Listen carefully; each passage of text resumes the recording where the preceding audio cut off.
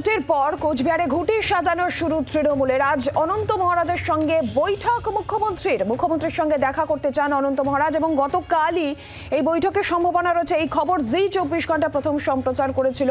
ভোটের পর কোচবিহারের খুঁটি ইতিমধ্যেই সাজানো শুরু করেছে তৃণমূল কংগ্রেস। আর তার মধ্যে গতকালকেই যেটা আমরা দেখেছিলাম যে উত্তরবঙ্গ মেডিকেল কলেজ থেকে সরাসরি কোচবিহারে চলে আসেন মুখ্যমন্ত্রী।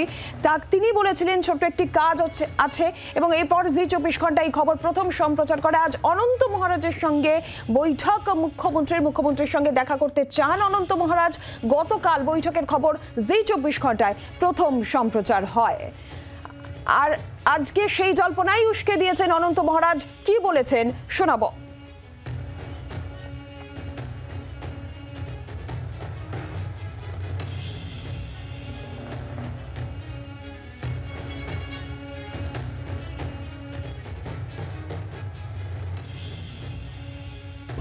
কি উদ্দেশ্যে আসছে সে আমাকে বলেনি।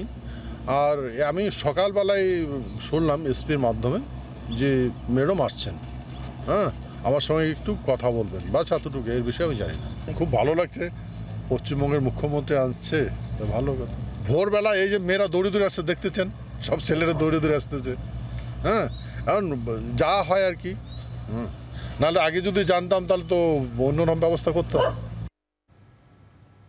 দেবজ্যোতি কাহালি টেলিফোন লাইনে রয়েছেন প্রতিনিধি। দেবজ্যোতি, গতকাল বৈঠকের খবর জি 24 ঘন্টায় প্রথম সম্প্রচার করেছিল। আজকে অনন্ত মহারাজের এই মন্তব্য যে জল্পনা বৈঠককে ঘিরে ছিল সেটা আরো উস্কে গেল। ঠিক কি খবর রয়েছে এখনো পর্যন্ত?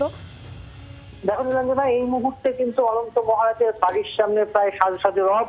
মদন মোহন মন্দিরে আর কিছুক্ষণ পরেই মুখ্যমন্ত্রী সার্কিট হাউস থেকে রওনা দেবেন মদন মোহন বাড়ির উদ্দেশ্যে এবং সেখানে পুজো দিয়ে তিনি কিন্তু সোজা চলে আসবেন অনন্ত মহারাজের বাড়িতে এবং সেখানে তার বৈঠক করার কথা।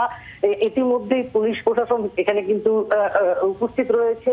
অনন্ত মহারাজের যে সৈনিক তারাও কিন্তু রয়েছেন। তবে যেটা আমরা গতকাল খবর করেছিলাম যে অনন্ত মহারাজের সঙ্গে দেখা করতে পারেন মুখ্যমন্ত্রী, সেই জল্পনা কিন্তু ছিল। অবশেষে কিন্তু সেই জল্পনা উস্কে আজ বেশ কিছুক্ষণ পরেই কিন্তু অনন্ত মহারাজের বাড়িতে আসতে চলেছেন মুখ্যমন্ত্রী। তবে পুলিশ প্রশাসন এখানে কিন্তু নিরাপত্তা দিয়ে মজবুত করা হয়েছে।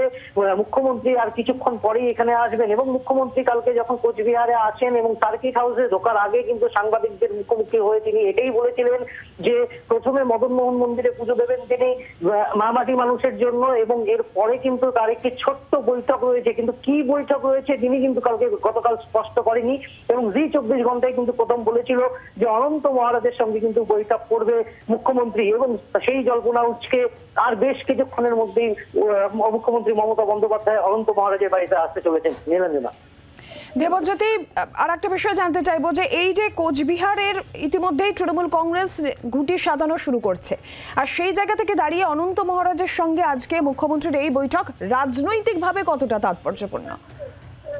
দেখো, লোকসভা নির্বাচনের আগে থেকেই কিন্তু অনন্ত মহারাজ বেসুরো ছিল, অর্থাৎ অনন্ত মহারাজ বিজেপির রাজ্যসভার সাংসদ।